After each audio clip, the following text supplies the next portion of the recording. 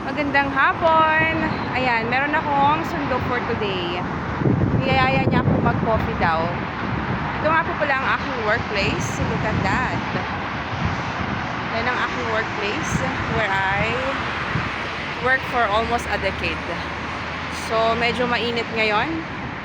So, let's go na. Saan mo ako dadalhin, mister? Saan mo ako dadalhin?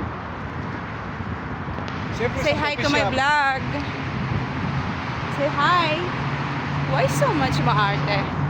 So, walking under the sun, guys. Laban yarn.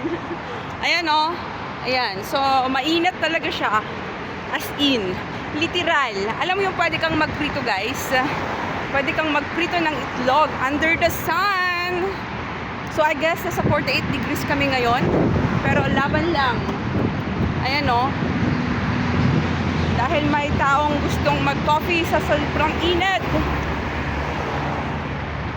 Yan, medyo malapit na po tayo sa aking favorite na coffee shop. Ito po. Yan ang aking favorite na coffee shop, guys. So, ayan siya. So, dito lang ako tumatambay. Malapit lang naman ito sa aking workplace. So, ayan. So, ayan, niluluto pa lang nila yung chicken. Say hi to my vlog!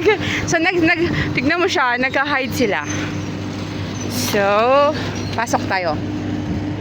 Ayan, dito tayo ngayon.